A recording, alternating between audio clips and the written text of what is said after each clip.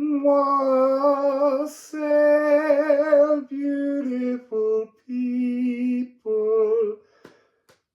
That didn't go where I thought it was going to go, but today hasn't gone in the direction I thought it was going to go in. I keep being given instruction, notion, things to unfold, and then they unfold way bigger than I imagined at each level. So today began, wow, rewind. So I've started all these micro realignments. Oh, and I've got Poimander back because the thread I made originally, the red one, was fraying. See, I want to say Freya and Freya. And then I got a new one, a black one, and I had to lend it to my friend who was making the film because they wanted to suspend something from, it doesn't matter. Anyway, I never got it back. So I was without Poimander for a few days, and then I suddenly remembered a pair of my trousers has this lace. And so I just cut the lace out. I wanted this on me. So, Nikola Tesla, no, not Nikola Tesla yet. So, there's a journey backwards. There was a reading about Pluto backing into us. And I feel like I'm being sent back to my earliest days for remembrances. But there's something else about the energy which is to do with physical space. I've had a very nomadic life. We lived in a village near Dartford, and then we moved to the Medway towns, and then we became very nomadic, moving all over the place to Hastings. I never had a permanent home. It always transformed and changed. And there's something within that that's in the coding of a pattern that I'm trying to break, is I guess the best way of putting this. And that's what these series of readings jumping ahead will be. But so I feel like I'm going backwards to very early, and I was almost like that, I don't even know what I'm talking about. I'm beginning to hear and feel the earth's voice that I used to be tuned into when I was very small, and it frightened me. And I think I have to go to the place, I don't know, where that has its strongest memory in my childhood when I was about 4. And I think that's when I knew Poimander at that age was just outside the bathroom window waiting for me. So I think I've got to go. I don't know, I really don't. Part of what these readings might have some examples, because they pick a pattern, and the pattern's kind of flower, shell or serpent, but the serpent could be dragon, the shell could be mer creatures, the flower could be tree sprites. I don't know until we begin the readings. The reason they're there is I'm going to, it's very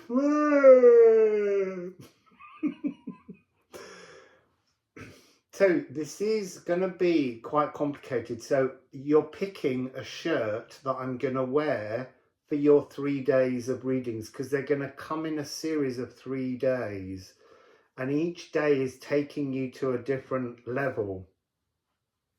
So you just have to make sure you're watching the same shirt when you watch it. And I'm not sure how I'm not sure how this is all going to happen and how I edit it together. But anyway, there you go. So we need to look at Nikola Tesla briefly. Look, we're already on 4 minutes. Shh, Russell. Nikola Tesla, for those that don't know, I'm not going to say a nationality for him because it's very much in dispute. He was a human who came from over there. And he was connected from a very early age to, he could hear the vibration of everything. And that's what I was tuning into when I was trying to go to sleep the other night. I could feel the beginning of the rumble that I used to hear, and inside it is the voice. While I say it's of the earth, it might be something else. It might surprise me. So tuning back into that, Tesla, he had this magic code. Now, the magic code, I'm going to show you. Hang on, I've got it here on my phone, so I remember to talk about it properly. So this is the image. I'll put it up now. I love the magic of video. So look, there is this divine triangle 369. And the point of these exercises are 3 and 6 represent the positive and negative electrons. And I used to call this reading the Tesla trap, but it isn't that.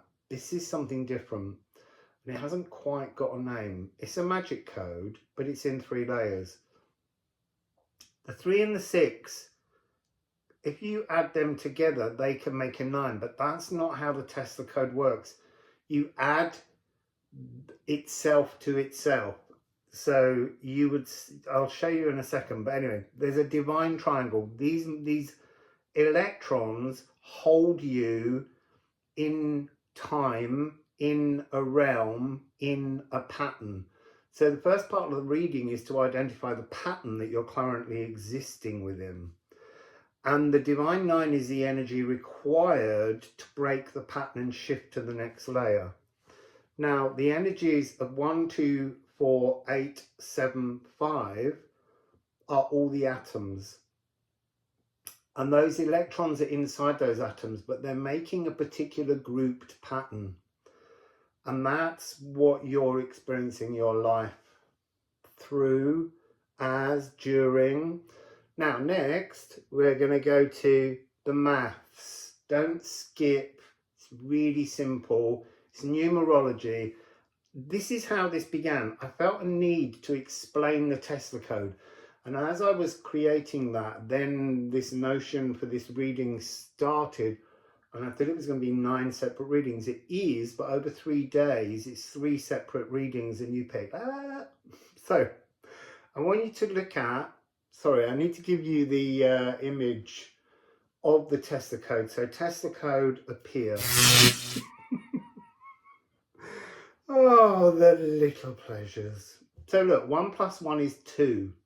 Remember, in numerology, you can only ever have 1 digit. You always have to keep adding until you're down to a single digit. So 1 + 1 is 2. 2 + 2 is 4. 4 + 4 is 8. 8 + 8 is 16. It's 2 digits. So you add those 2 digits together, 1 and 6, to give you 7. 7 and 7 is 14. So that's 2 digits again. So 1 + 4 equals 5. And 5 + 5 equals 10, which is 2 digits. But 1 + 0 is 1. So it returns you to 1. So the molecular atomic pattern that we repeat is 1, 2, 4, 8, 7, 5, 1. And we're back to there again. And we're stuck in that 3, 6, that energy vibrating. So the other thing I want to explain to you is 1, 2, 3, 4, everything on that side is inner work. When we go to the 8, it's how we've worked through some kind of inner story, narrative, and now we're going to project that narrative and take it with us to explore in the real world. And that eventually takes us down through 7, 6, 5, and then we're back to 1, because we're caught in a kind of pattern of time, and we have to keep breaking out of these patterns in a very small baby steps way. So now, if you look at the next image, which is the Divine Triangles maths, here it is now. We have 3 + 3 is 6. 6 + 6 is 12. And you have to add those two together. So 1 and 2 is 3. That's why it's the Tesla trap. That's the cord of time that keeps us in 3 and 6, inner and outer, inner and outer, inner and outer. Now, I just want to explain that in those inner and outer, because they're not the same, they are the consciousness, they are the living energy that is endless. And while they're here, physics knows that these particular things are flashing, and I haven't, this could be wrong, but something like 3,600 times a second. Sorry, and they're just showing me all the mathematics behind circles, 3s, 6s and 9s in that energy. So the 3,600 times, they're here and they're in, I don't know, 3,600 different realities or timelines or parallel dimensions, but they're here and they're everywhere else. So they're almost like a kind of weight, and you're just feeling the edge, and it flashes in and out, but it's also in all these other spaces and places. So the only number that can't be made adding together in the first series of digits, single digits, is the 9. The 9 is the divine, Let's just leave it at that. 9 is the divine, and we seek the divine as a key to unlock the pattern. And I don't know, maybe that leg goes up and you're suddenly in a new frequency, or maybe they both go up, or they go down, or they go that way, or they go inside. But you access through this divine epiphany, maybe, or what's the word that's coming into my head that's nearly there? Discipline. That was interesting. Boogidum. So yeah, 3, see? Divine triangle. Anyway, so that is the Nikola Tesla code. Now, there's also this one, this 10 in the middle. This can be pulled in readings, and I have always pulled this energy, because we need to explain 10s in terms of the tarot. So you can place cards here, and what they really are, it's kind of a cosmic egg, and I mentioned it just the other day. It's the rotten cosmic egg, in that it's the egg we fill and throw away to make space to open a new egg, which is that new dimension. So it's almost like that egg, once you've collected your thoughts, it gets left as the rotten egg in the old dimension, and we move up. So we are doing this Nikola Tesla magic code spread, and you need to see the 3 choices. So here are the 3 choices, and I might even, I don't know, put a little bit of music there while you decide which of the 3 patterns you wish to follow. So I'm gonna probably, although I haven't here, I'm probably gonna call them Flower Shell Serpent.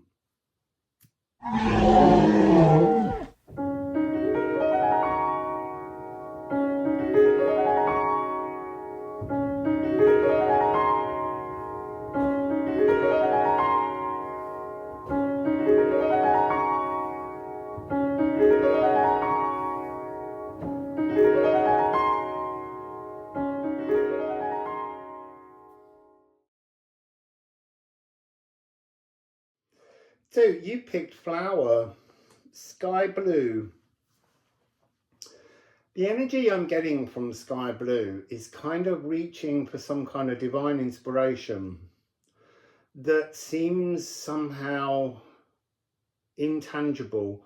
You can't quite reach for it, and you're not quite sure why. That would be the general energy I'm getting at the moment.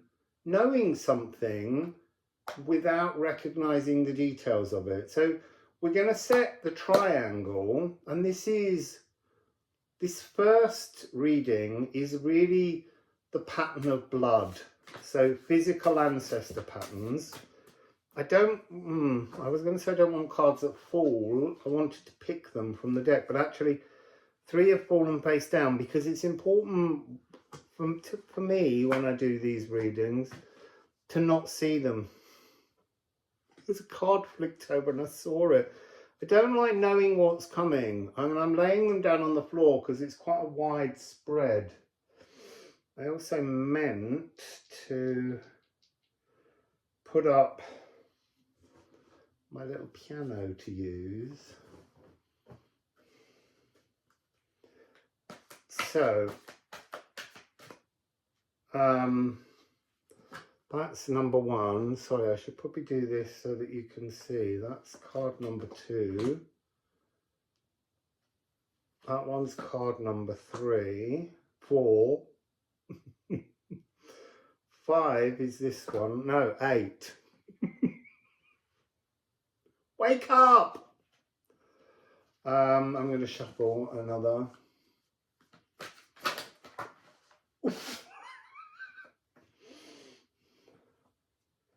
No, I can't take those because there's too many. I'm shuffled again. I don't want that in my face. What I want to say though is that I could see that as it hit me in the face. I could see the glow. And that's a lot like this energy of seeing something you know is out there, but you can't quite see the details. It's almost in your face. In your face. In your face. I don't want that one because I can see it. This is the hardest part because I like to shuffle with cards falling. So this one is going to be your next one. And then this one down here. So now I have your cards laid out in the first layer. There's going to be 2 more layers spreading out to create a beautiful star formation. So day 1, bloodlines. Day 2, galactic tribe that are here and what that shares. And then day 3 will be that kind of cosmic, galactic, starseed, elven frequency. Just need to remember to say that in all the readings. So 3, you have, oh, look at you. So deep down inside you, you know all about divinity. You know all about the elven light. You know about the great attractor. You know about you're from very, very, very far from home. And this is an inner knowing. That's why you can't grab it. That's exactly what I was talking about just now. With that kind of sky blue energy that's here, the pink alien. So it's a knowing, but not knowing the details of it. And that has a frustration. So your 6 energy is moving, adapting, environmental stress. So there's something within these 2 cards as the inner and the outer energy that holds you in this timeline that talks about, I want to say, an experience of wildfires, almost like a fear of wildfires, a sense of nomadic movement, running or wishing to, but also being frightened by what might be in that. There's a core vibration that's holding form, but you're desperately, it's interesting. It's like this nomadic energy, this need to, sorry, I was being caught by crane flies just then, doing the dance of the butterflies. It's kind of like a mating spiral. It must have something to do with this energy. But so you're caught in a frequency where you have a huge need to move, but you fear leaving your roots. And yet you can't leave your roots because they're in your DNA. You're associating with space and place as being your roots. But in actual fact, you see, there's a sense within this that when you've moved, it hasn't turned out in a way that you desired, and there's a desire to come back. It could also be the story I just told of myself, a need to retrace old footsteps, to download, let go of frequencies. So the next thing we do, we leave the 9, we don't look at that yet, and we go to 1. We begin at the beginning of your coded pattern that keeps you held in this timeline. So card 1, oh, this is very interesting. So this is house 9, expansion, learning, reprogramming, studying techniques, walking new views. There's so much about nomadicism in this initial story that we're getting of your bloodlines. So this is really about, oh, you see them now, they're saying, now I am hearing that your ancestors have moved great distances, and that's part of what makes you want to move, because it's a coding within you. To move forwards is to grow, but there's something, it's almost like you're seeking home, and yet home is behind the great attractor. Home, you see, that's that wildfires thing. Home isn't there. Well, it is. This is where it gets complicated, because we're dealing with Starseed and consciousness. So you believe your home was burnt or broken or destroyed or emptied. And if you were to look through some special magical telescope that could show you planets beyond the great attractor, it's not there. But it is there, because time is fluid. It's just not here and apparent in this timeline. And maybe as we go through this reading, we'll understand more about that. But this is studious. This is wanting to understand your divine origins, not your human ones. This is about wanting to understand, because this is about a spiritual beginning, a rebirth. You need to understand that. But do you? I'm only asking. I'm wondering. Let's see what the cards continue to bring out of your reading. Moon in Gemini, celebrated individualism. I want to say that it's about astral swimming. But there's something that's coming across in this book. It's a really beautiful energy.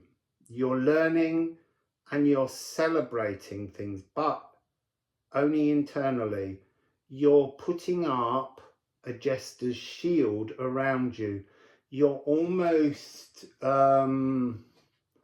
you're masking yourself by being a clown. Yeah, it's gorgeous, but it's because you know your flow, but you can't seem to find the terrain to flow across. So I'm going to keep moving on, because once I've got them all open, we'll begin to understand a bit more. So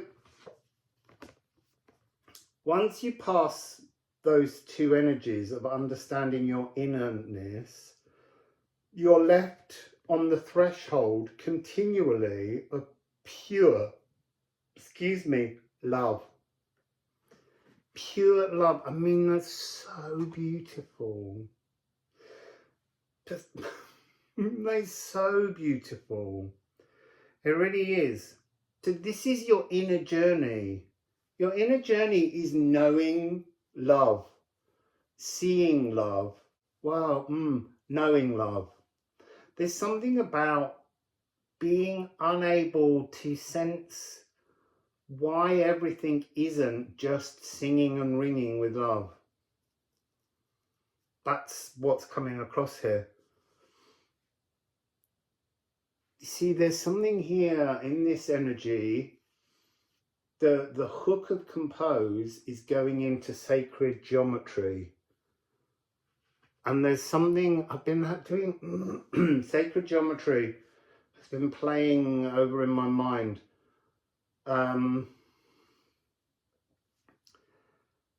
Sacred geometry is like, this is something you'll understand at a core level.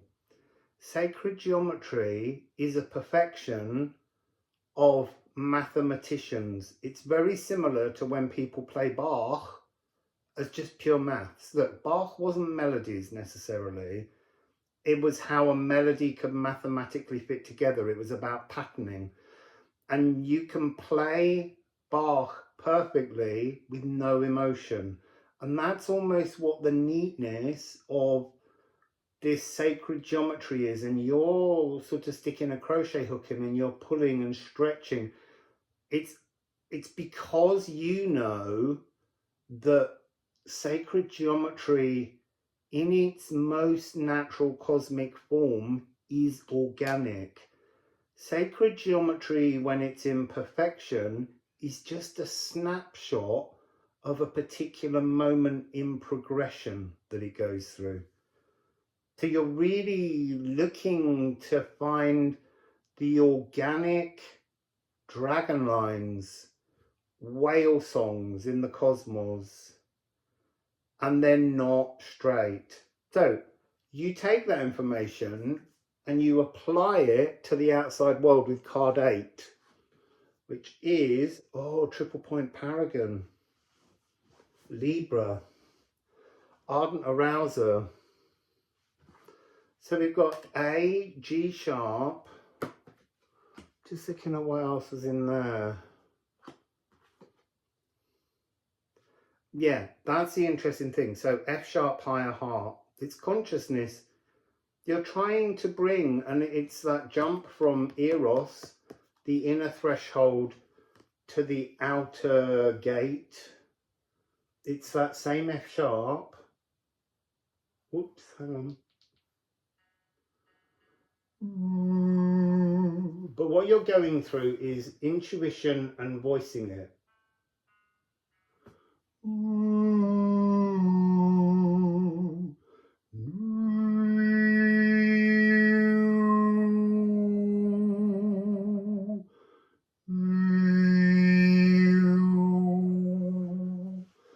I think that when singing that, there was no desire for the harmonics on the G sharp of the throat, the communication. This concept that you're understanding deep within you is very deeply complicated, organic, and you're trying to bring that energy into a spoken or a physical balance in the world. I'm going to turn the next cards because I feel like I need the journey to explain that. So the next one down is Phallus, the law of unintended consequences. And then the 5 is Saturn. So,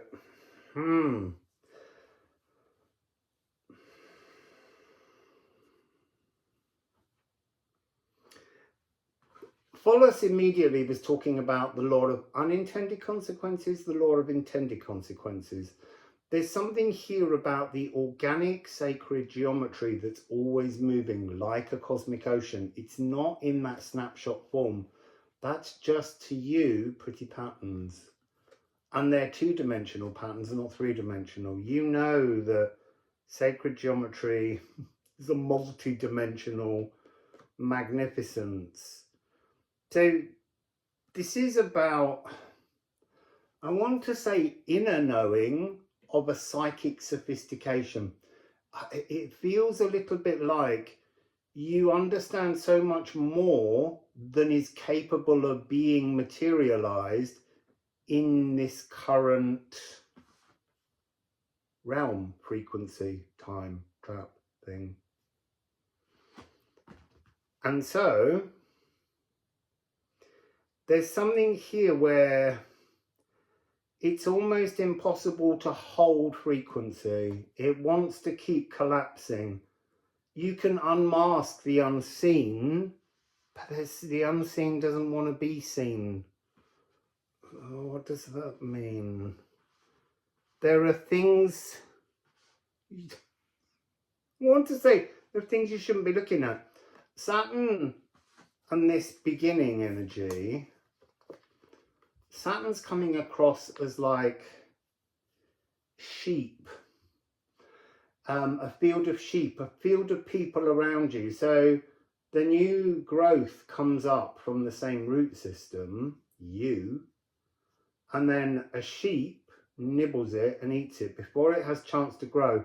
There's something about that frequency being restricted, feeling uncomfortable in living linear time, because there's this sense of being poked. Look, Saturn's a really fascinating metal. It's lead. And Saturn's very much about a restriction. Saturn is time. Saturn is a kind of taskmaster. And yet Saturn's metal, the oldest of all the metals in Assumption, is very soft. So there's an underbelly. It's the belly of the donkey in the sky, that notion of there being just white cloud and not being able to see the truth beyond it. And so what's happening here is you're growing these spiritual understandings, and they're beautiful. Hang on, I'm doing that the wrong way. No, let's put them in that complete order. That's just heavenly. It's so gorgeous.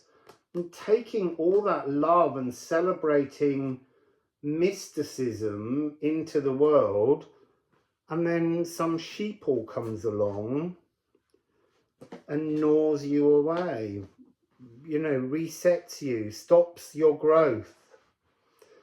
So that's been your ancestral bloodline. There's something deep within your coding where your bloodline remembers divinity, your bloodline remembers origin, your cellular frequency is future facing, but just keeps being chewed down. So let's look at the 9. See, look, that's what's anchored inside you, but it's also, because it's anchor and unanchor, this is the energy that needs to be changed. This is chalky seams of ancient marine creatures transformed and deposited over eons. Beings, consciousness beings, deposited over eons. You come originally from some tribal energy, galactic, cosmic, family frequency that goes back, I want to say, before we embodied human consciousness. This family inhabited the consciousness of sea creatures that over many years and explorations and joyful moments of building to step out of the lagoon, preparation work. That's why you're so good at study. And that's why you celebrate individualism, because that was the purpose of this ancient story that's still in your coding, which is to move not humanity, to move consciousness into new life experiences. Really interesting. So, yeah, that really is very interesting. So, I'm going to take some ceramic runes and I'm going to ask if they might pose a question for you to think about until tomorrow's reading, which will be about that tribal energy, I think.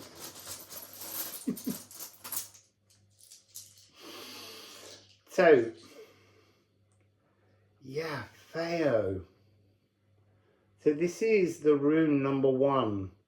This is that earliest moment of being sea creatures, being marine life, how the vessels of that died, sank, broke down, and then you tried again and again and again, and it moved and it went and it and it got compacted, and then over eons it grew and it became chalk cliffs. There's almost like that brings you, I want to say not the Stone Age, but like the rock people, being connected to those of the rock because you have experiences there.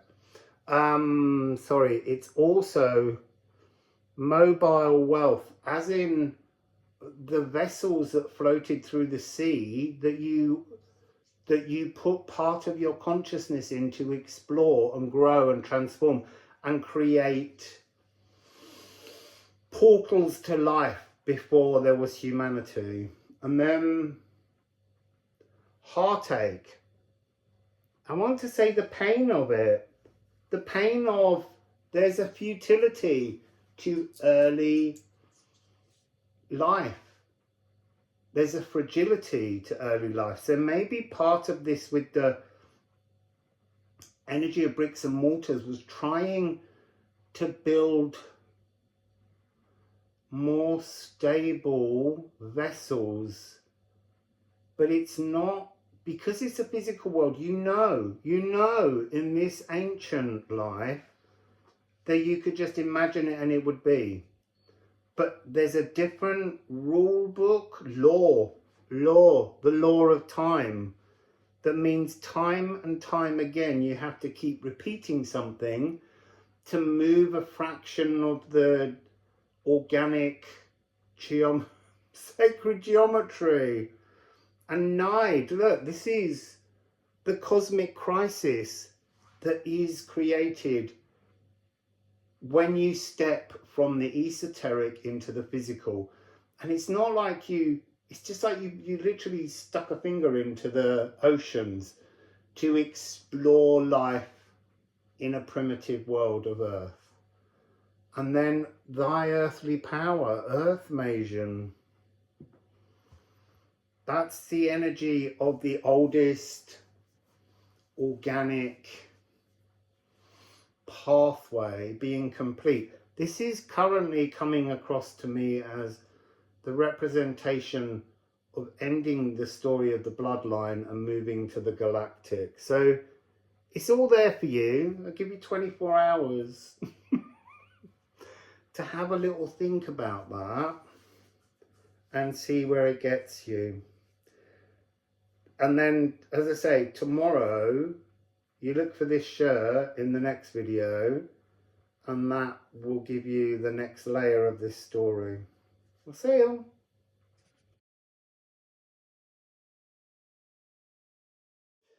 So your story is the shell shirt story. In the next 3 days of videos, you just need to look for the same shirt and it will be the next part of your story. So the story begins today with ancestral blood stories. Tomorrow will be galactic ancestors. Day 3, seemingly, and I don't know, it could change, should be your kind of Starseed origin story. Something in my mouth. So I'm seeing Neolithic landscapes, and I'm also seeing a white hart, the deer. I'm seeing an energy of hiding and feeling hunted. That's what's been coming through. I had to take a really long break after the very beautiful story of Pile 1, the flower story, because I needed to just go somewhere else and relax. I made myself some lunch to put myself in another energy. Anyway, doesn't matter, you don't need to know all that. I have the Liffruma deck, and we're going to put that down as the tester triangle, the 369. I'm not shuffling for the cards to fall because I don't want any of the cards. See, and as soon as I say that, there's always one that falls. But it's face down, so I can take it as the 3. I don't like to know how this is unfolding. So this one, I can't look up there because I'll see it in the thing. I'm pulling them from the deck, those that are poking through. And that one is your 9. So today we get the first layer of the energy, and then, well, that one fell face down, the other 2 are face up. I don't like to know what's coming with these stories. I'm going to take this one because it's round the wrong way.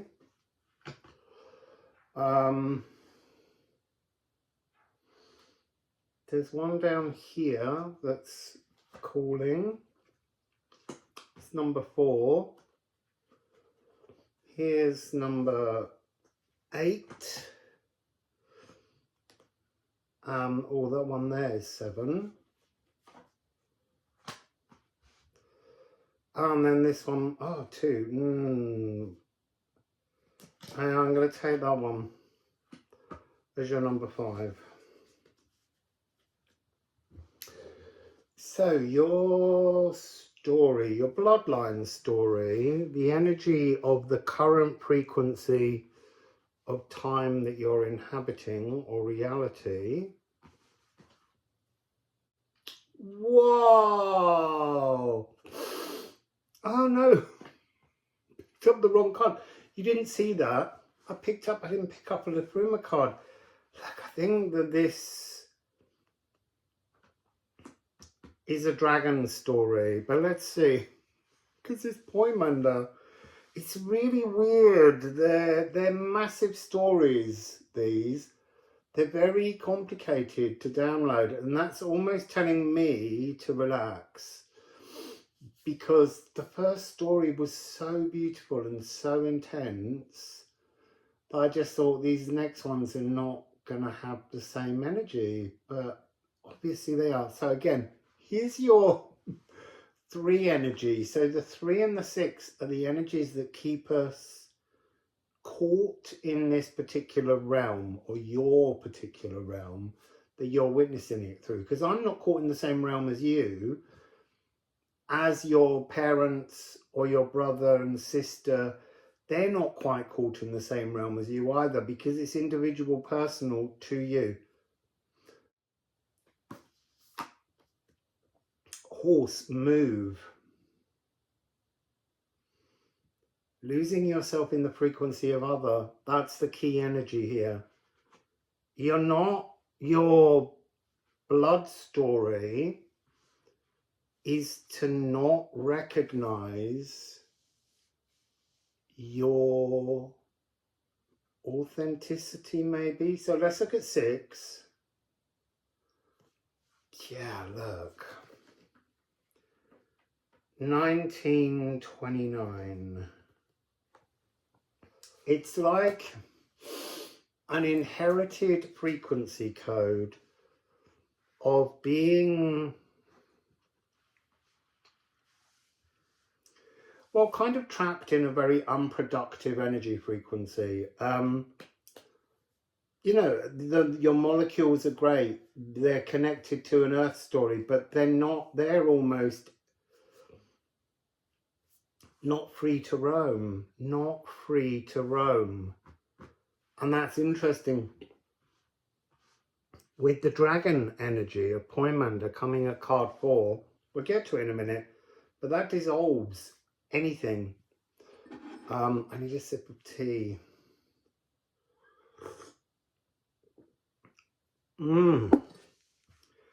So,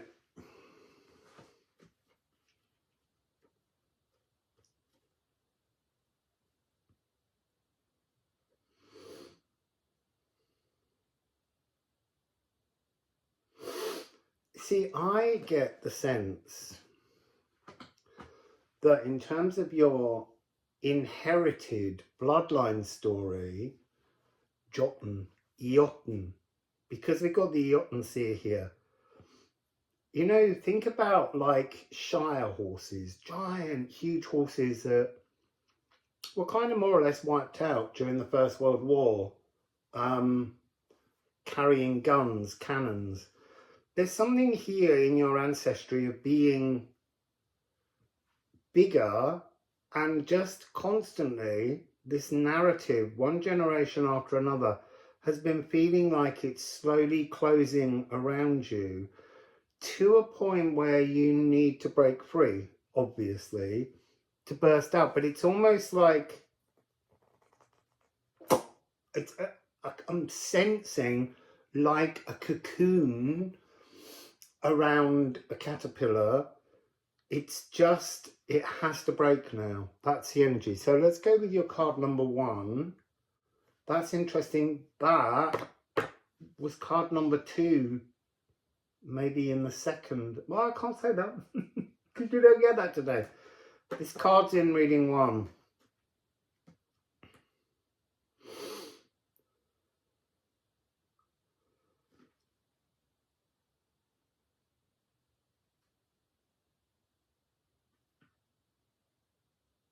See, so there's an energy here of scanning a room and immediately knowing things, and yet knowing things, seeing through delusions, distortions, is making the world around you shrink, and that's pulling you in. I get this sense of your ancestry being bigger. Neanderthal in some ways, but big, powerful, like lifting rocks. What's the name of the character in Asterix? I forget his name. Who carries the rock as if it weighs nothing. You see, and now that's linking me to Gaul, obviously, but to standing stones, petrified. See, petrified people, as in solid stone, petra, rock. So something about being from a lineage of, you see, being very visible, but being in some kind of energy frequency where you feel a need to blend and hide. See, and that's that first energy, the hiding. So card 2 is Moon in Pisces. So we've got Moon in Gemini, Moon in Pisces. Mutable air, mutable water.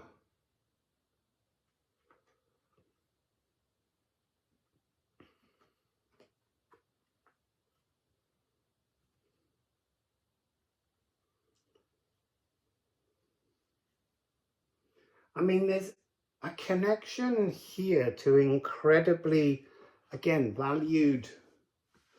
valuable, intuitive knowledge. But there's also a sense that that intuitive knowledge has almost become prison-like. Let me get card 4, which one? We knew that one. So the corroding energy. So let me just hold these up for you to see.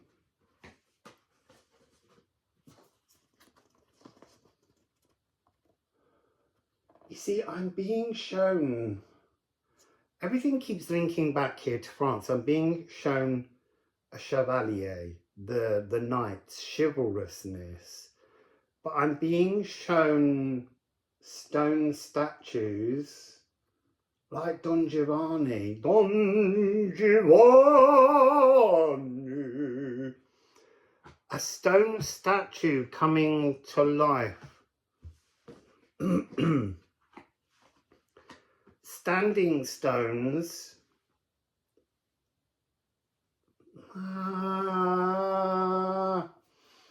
Being petrified people, ancestors. Ancestors' dreams. Caught in standing stones all over the world.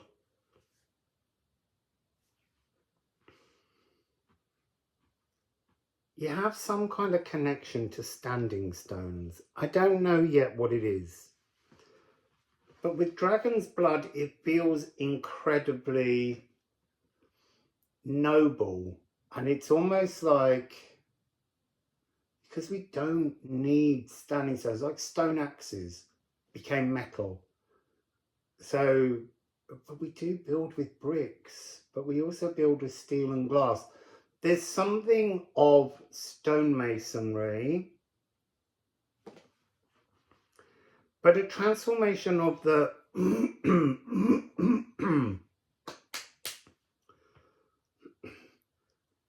cave dwelling. It's really interesting. It's very Neolithic, it's very Neanderthal, but that lineage mixed with Homo sapien.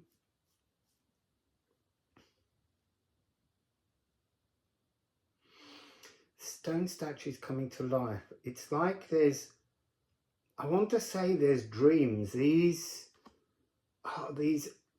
passive daydreaming. It's in the stones, it's in the rocks, it's in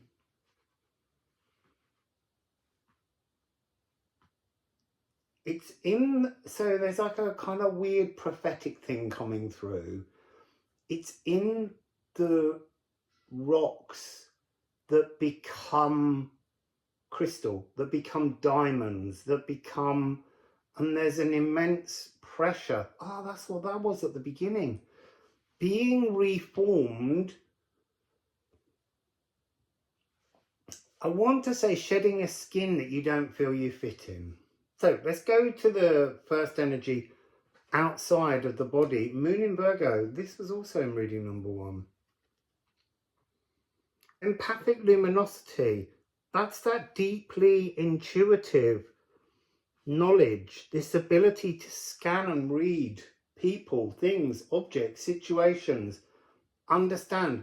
It's something to do with, that's interesting.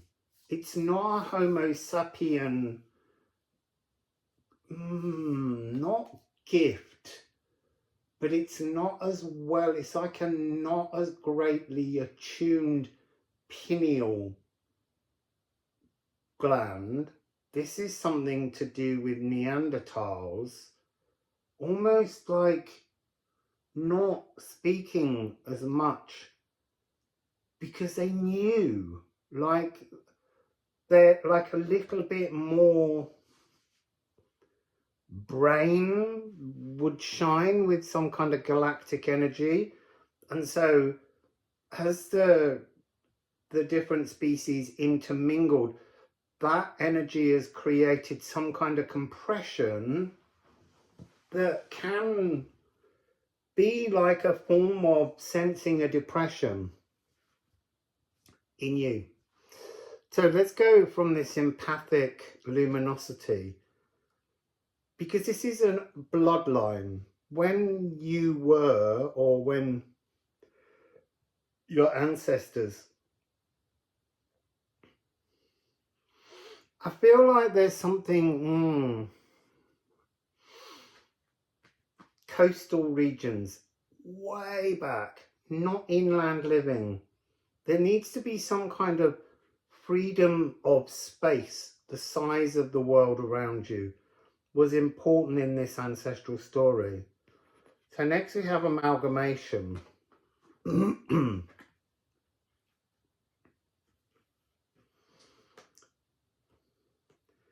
There's something in this, I'm picking up an energy of like a Neanderthal community and the community being everything. And yet this unspokenness is also just an unspoken energy of understanding a freedom that just existed. And it's coming with this earth grip energy. It's almost, I need to show you. Look at the two symbols. Look at the beautiful, sonorous, tuning fork style, musical frequency of psychic luminosity. You know, there's a lion coming in, and you just think to the other person, and they get it. But over the years, there's something that was going to die out.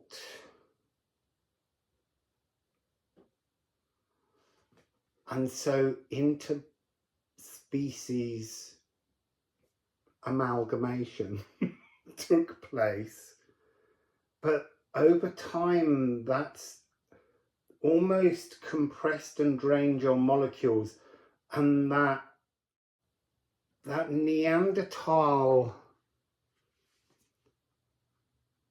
calmness, beauty, wonder, calmness, again, gentle, soft energy is returning, like noticing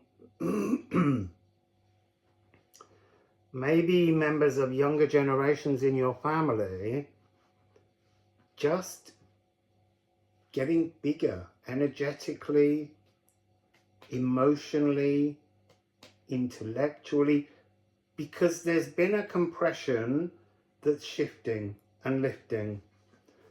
So then, self-acceptance of life's choices, psyche, butterfly. See, there is something to do with being in this pressure cocoon that needs to end. But I think this is talking about a bloodline story of understanding, dissolving, recognizing distortions, lies told, prison tales to keep you small.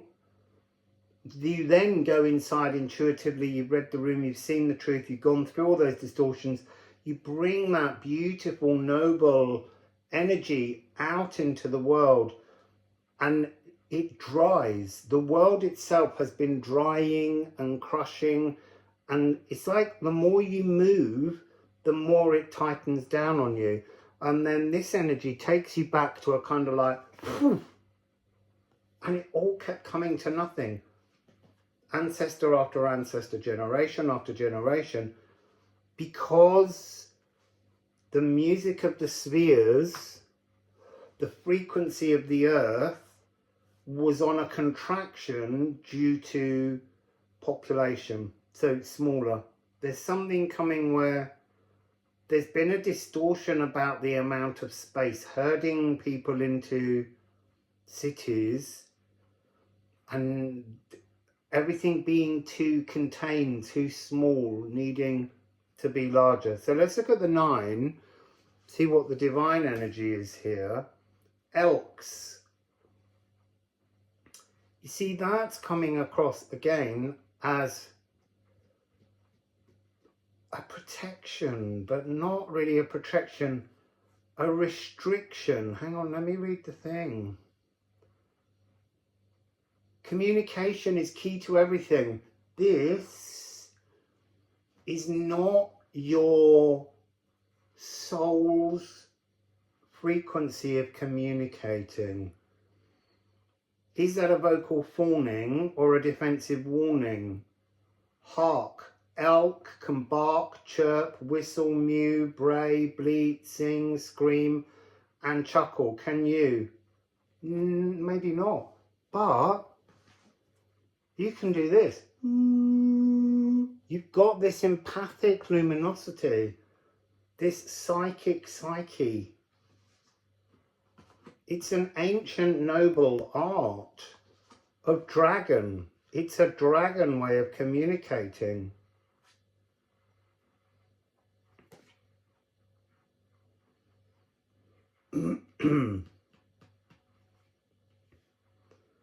You see, this is feeling like the white heart as like a blue sadness. And then you've got this horse in blue. You've got a blue fish. And fish, I'm seeing the image of only growing as big as the bowl they're in. Being like a plant, pot bound. So there's an energy here where you need to stretch and breathe and grow much bigger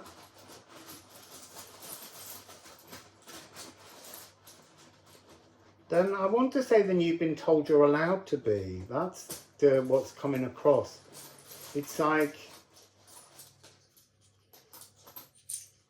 your tribe is a noble tribe, and separated from your tribe as a lone individual feels very,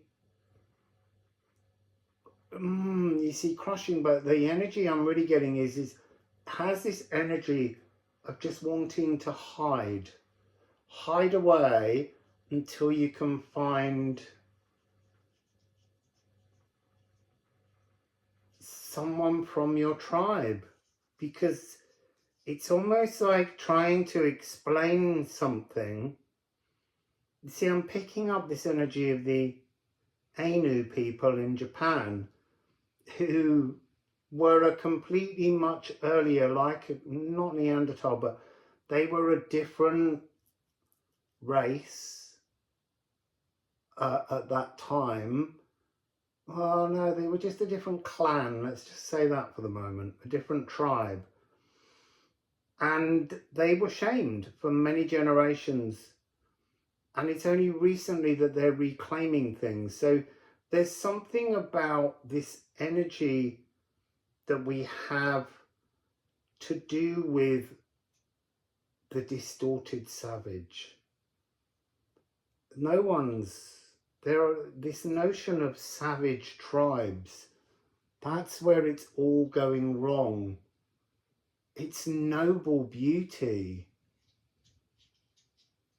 of difference, because we all grow according to the energy frequencies of the world around us. So you have as a message to think about unbinding emotions, unbinding moon certainties. So you got moon in Gemini, moon in Pisces, and moon in Virgo.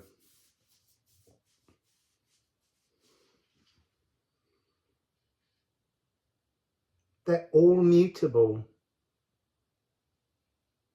All mutable. Then you got waterfall. A mystical healing. Unbind from these emotions that don't belong to you. They belong to your ancestors' stories. And they're things they experience, but they're tuned into you. You have to let go of them. Tune in to the space and the place around you, weakened. And then the final one, this is what you need to explore. You need to explore the physical space around you. Again, that notion of being by the coast and it being a big open horizon. You need an open horizon to help you move through. That was water moving. That's the waterfall. There's something where you need you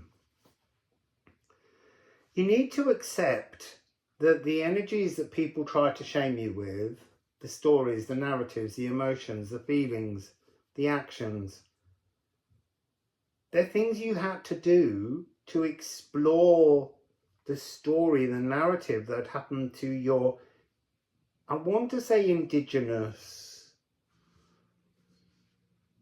heritage. Yeah, I want to say indigenous heritage. I'm seeing a mirror here on Psyche and Waterfall, 45, 54.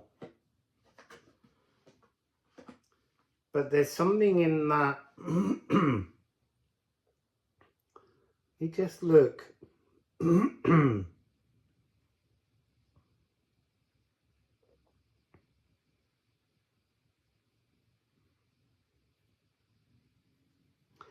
There's something in that energy with the mirror that's almost like a mirror that you're told to not look into. Don't look into the mirror because you might see a truth, not because you might be frightened by what you see. Don't look in the mirror because you might find a truth that should shame us trying to shame you. That's what I'm getting.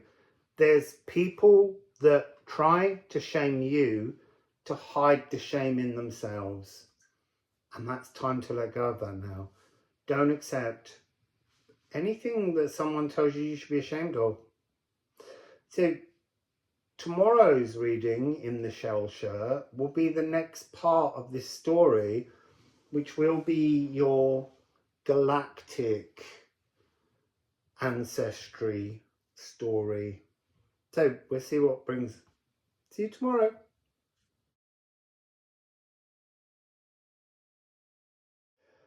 So you picked the green pattern, which I'm calling Serpent, but it could be anything because there was a lot of dragon in the shell story. So if you picked this because you wanted a dragon tail, you might want to go to number 2. Oh, I've got the wrong deck in my hands. So we're gonna shuffle. Oh my god, this is gonna be the comedy story or something. I've got the giggles. I was absolutely totally exhausted after the second one because I've done 2. This is the third story. And it comes in 3 sections. And the first 2 have been the most incredible, mind-blowing stories, but quite exhausting to just channel through. They're really big galactic tales, so I trust yours will be too. We're going to take 3 cards to mark my brain's gone dead. 3 cards to mark the Tester Divine Code. There's one that's fallen. I'll take it because it fell face down. I can't have them.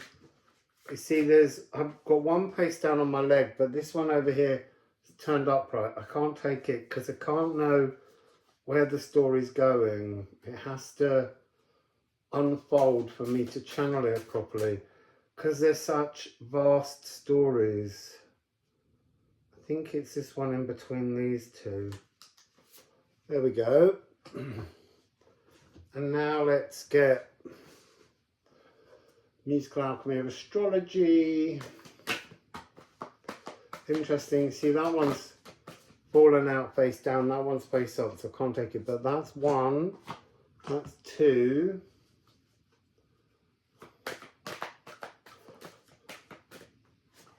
Can't take that one because I saw it. Though I love that card. I want card number 4. Can't take those because they've turned over, but there's 2 there. We can take those 2 for 8 and 7, and then we just want one as 5. Oh, hang on, no, that was 4. I put them down in the wrong order. And this one there. So we have the beginning. So this first layer today is talking about your blood ancestral code song. Tomorrow will be galactic. Third day will be your starseed. You see, I keep saying origin, but it's really the place that you find as the greatest comfort. So home, but only because it's where you've had the most pleasure, where your soul finds the most solace. So your 3 energy, oh, that's interesting.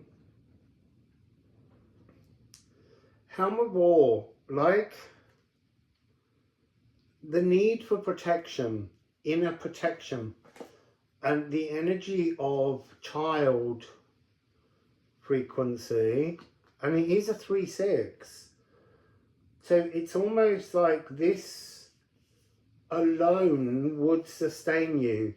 There's something in this energy, the eternal child needing always protection from family, tribe, clan, friend, lover. Like you can't make a decision for yourself. There's a youthfulness in that. The second one is man, the outer world energy. So do you see how there's this ancestral curl? There's almost like this energy of stepping. You can't. That's what I'm getting. You're too frightened through your ancestral coding to step out into alignment. To step out and stand on your own 2 feet. It's just you keep willing others to hold you. Do you see? You need to be plugged into family, tribe, group, friendship groups. So let's go and look at card number 1. Maybe you are dragon line. No. You see, I'm immediately being shown unhatched dragon. Like you need to be sat on to hatch. That's really fascinating. It's like there's potential, untapped potential. Let me get 2. 2 is Characlo, shapeshifter.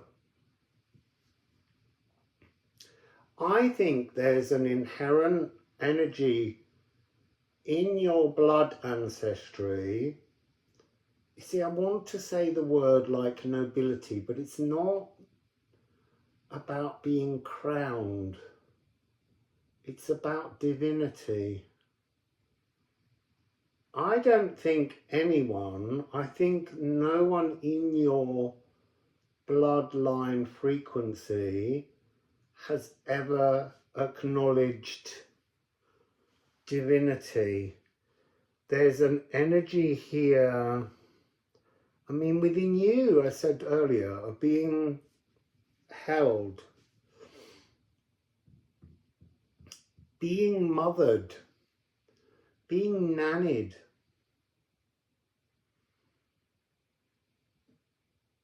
Let me look at 4 so that I get the full story. Primal scream of creation, pure hellborn joy. I think that's part of it. I think joyfulness has been little experienced in your lineage. And now you are in a timeline, a historic period where where the egg can open, where this cosmic egg can hatch. But it doesn't matter how much the dragons sit on the egg to incubate it to its divine life. You have to break free. You have to come out of that shell. They can sit forever. They have sat forever. They've sat for lifetimes.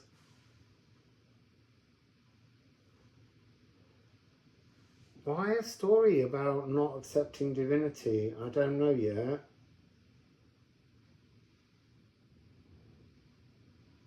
There's a sense of the natural world around having an impatience.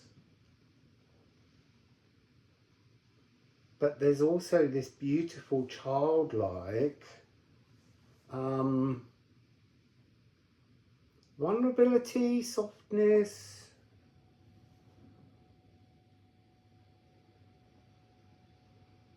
I think I have to keep moving cards for this. It's not opening yet as a story. There's a kindness. There's something organic wizard. So I'm now sensing it is a divinity.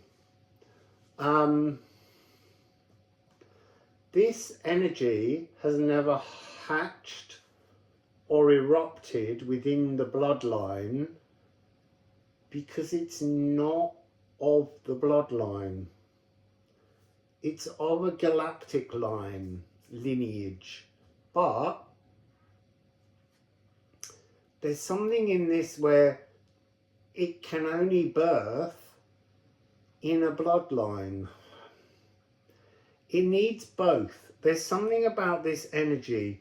This divinity can only hatch into the physical world through the bloodline of your energy, and it has to be organic, and it has to be now-ish, because it couldn't have been at any other time before, because the type of divine understanding that's coming through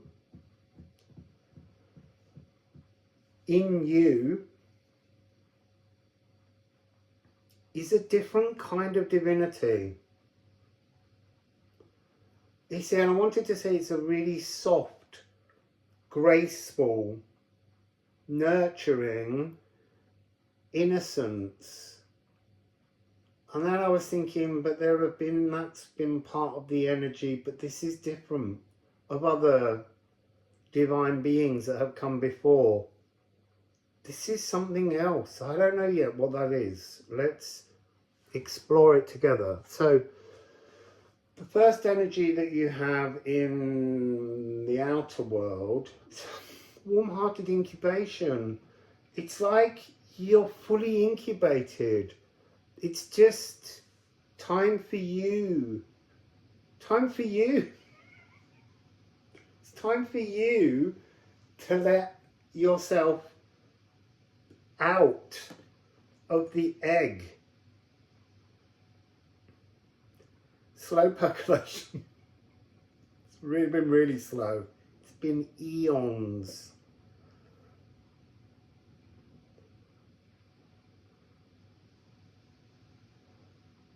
There's something here to do with the heart of a star, the heart of the sun.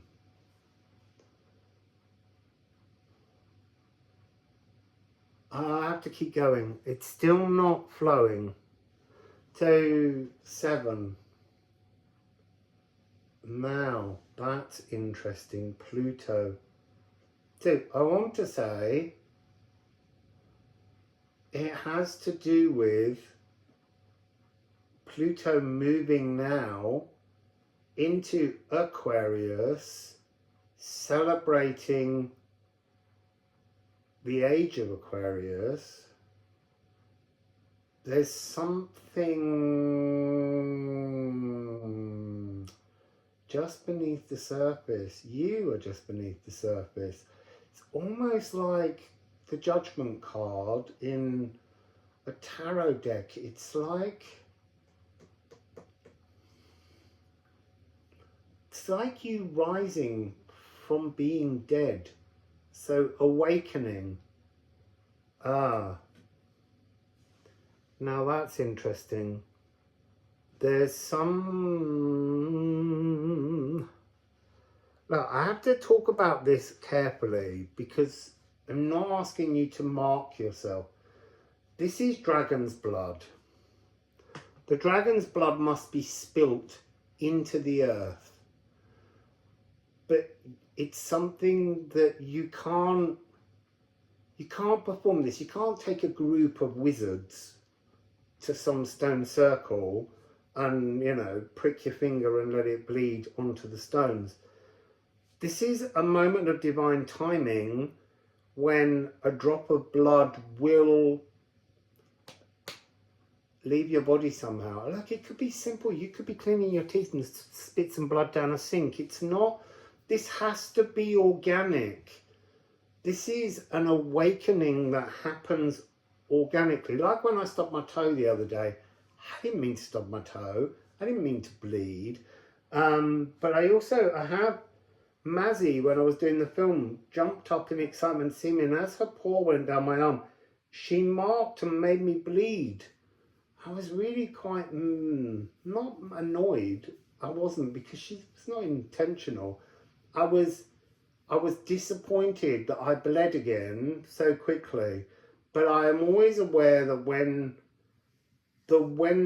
the universe draws blood, like when I was in Gozo, just before I had the epiphany, I remember walking across the road. Remember, this is where my brother died, and my flip-flop turned and buckled. I grazed my foot and it bled, and in that moment I heard the spirit of place, the beings in Gozo, say, last time we took the whole life, you're okay. When they registered the blood. There's something here about your blood being registered. I don't know, but please, it's wrong to make your blood flow. That's the key about this. It must be organic. It's an organic transformation, the oldest metabolic pathway, pure hellborn joy, organic wizard. It's just interesting, these stories. And then there's something manufactured coming across. It's not normally, but trying too hard to be something else. Because Sappho is a human deified. Being truly human is the original frequency. And being truly human, but wanting to be this organic wizard before the moment. This is about just chilling, being calm. So this is an ancestor coding. There's an impatience. There's a desire to move into a destiny. Look, I bloody hate the word divine timing. But there is something here that's a point in which a bloodline story and a collective galactic story meet. Look, see? The two circles. There is a point where these two receptive energies meet, and it is electrifying. But if you force them together, they will never come together. It's almost like, I'm shy, I can't look. It has to almost just accidentally happen. A happy accident. That's a really interesting story. Let's look at the 9, the divine 9. It was interesting. almost sounded like hailstones, but I think it was just something cracking. So your Divine 9. Oh! It's Ophalagoo. This is a divine moment. And every time you try and rush it, it just kind of has a corrosive ending. It all just fizzles away. So, Ophalagoo, this is a special, special gift just for you. And this is Nikola Ana Bell. Nikola, the card, came up. Ooh, can't say that. In the second reading. Don't tell them. It's not until day 3. But the point being, there's an interconnectedness in all things. You could pick the first story, the second story, the third story, and feel they don't resonate. But actually, in some way, they are all us. So, just give me a moment to look at this. There's something scattered here. There's something broken. We have this magenta, we have this yellow, we have a lot of blue, but the blue's all fractured. To me, when blue's all fractured, it's like a message that can't deliver itself coherently. And it's interesting because this is the story of green. Green serpent, earth serpent. This is the blood where the cosmic and the earth serpent meet. But I'm seeing no... In this bloodline of your ancestors, this is somehow merely the setup of the earth serpent, the kundalini rising from beneath the ground. And this warm-hearted incubation is almost bringing earth dragon energy here into the heart space, but on an F. Absolutely on an F. See, and that's G sharp of throat. That's why all the messaging is all fractured, because it must grow organically together. What do we have here? There's the F. You can't entice the Yogmangandir Earth Serpent Kundalini frequency by just kind of like G sharp shouting at it. It can't be ordered to do something. It must rise. So it's almost like you've just got to know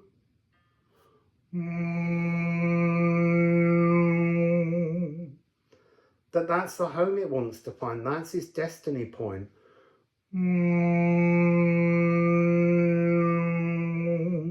You got a mirror here in the divine aspects. So look, 3, 6, 6, 3. And what's interesting is you've got 2 3s and 6s. They both equal 9, but on your 6th position, it's 2. It's misfiring. It's coming back to itself.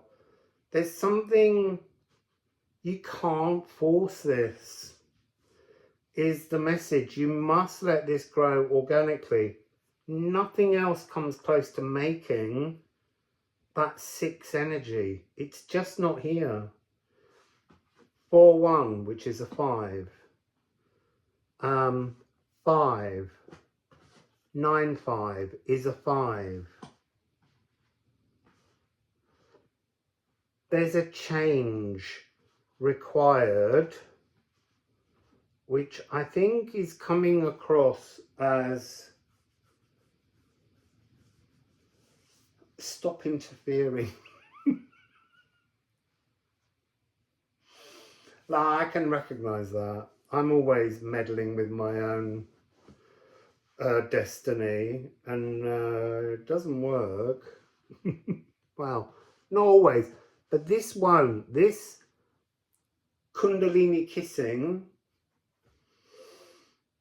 it's almost like every time you try and materialize, pull up the earth serpent within your bloodline, because your bloodline is the incubated, well, it's like it's in your blood. It's in your blood for this to happen, but it has to happen at its organically right moment. And there is this, as I say, there's this beautiful, juvenile, wonderful innocence. And it feels like those around you keep telling you to grow up. But if you grow up, that doesn't allow this. This snake has to enter into a frequency that is naive in many ways. I'm not saying stupid in any way, but just gentle, calm, loving, sweet.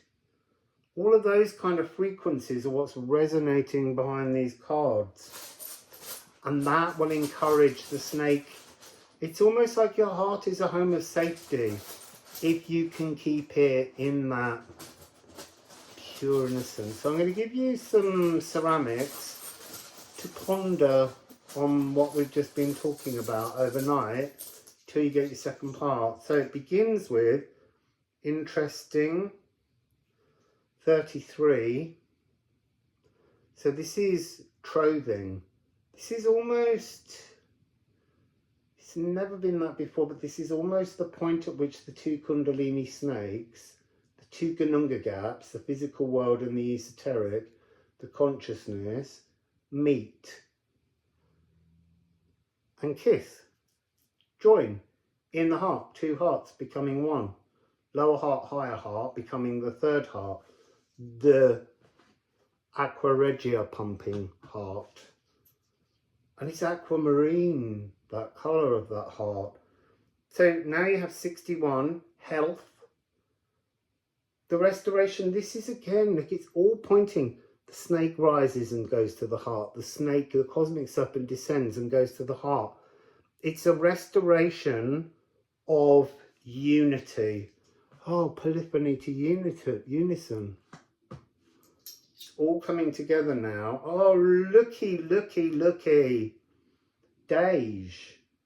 It's a purge of night and day, but it's also a balance where you've separated out everything. It's in balance. You are in balance. And then we have Brahm. Sorry, this is this. I needed to come back to this one. That's your 6. The 6 is a balance between your inner, your outer, which gives you access to your galactic. Although the galactic has to come into that, but it's when it joins that you will connect in.